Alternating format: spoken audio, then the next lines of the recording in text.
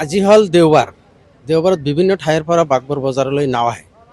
এখানে আমি আমাৰ ইয়াৰে বাগবৰ IWT ঘাটৰ ওচৰতে অলপ পূবফালে ডলাৰচৰ বুলি কয়, সেই ডলাৰচৰৰ ওচৰত নদীৰ মাজত এটা নাও হঠাৎ মানে চৰাত লাগি যায়, নাওখন বাগৰি যায়। তেতিয়া হুলস্থুল শুনি আমি খবৰা খবৰি কৰি দিন দুপৰত সকলো দেখা পাওঁ আমি ইয়াৰে পৰা। গতিকে আমি বজাৰ কমিটিৰ মানুহ আৰু থানাৰ ষ্টাফ আৰু আমাৰ IWTৰ মানুহ আমি যাই ফালে নাও লৈ যাই সেই মানুহখিনিক উদ্ধাৰ কৰোঁ আৰু মাল বস্তু অলপ যদি গেছেও আৰু বেছিভাগ মাল বস্তু যিখিনি আছিল আমি উদ্ধাৰ কৰি পাৰত লৈ আহোঁ।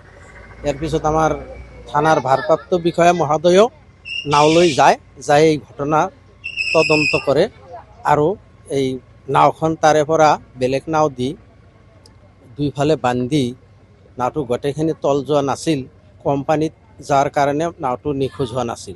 নাও বাগবৰ বজাৰত আছে কিছুমান চৰচাফুৰিৰ মানুহবিলাকে আহে বজাৰত। আমাৰতো যাতায়াতটো সেই নাও দি আহিব লাগে, আমাৰ গাড়ীৰ যোগাযোগ নাই। কেনেকৈ চৰত এটা কোনো মানুহৰ কোনো খাদ্য সামগ্ৰী ক্ৰয় কৰাৰ জাগা নাই, এই বাগবৰ বজাৰখনতে আহে।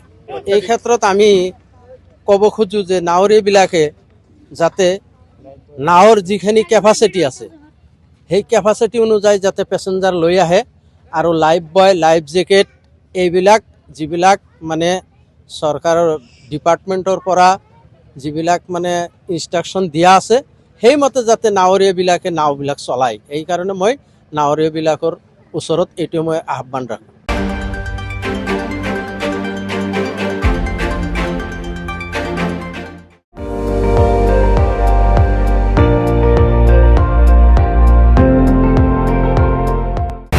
আপুনি চাই আছে ND24, সৰ্বশ্ৰেষ্ঠ নহয় সৰ্বোত্তমৰ দৌৰত।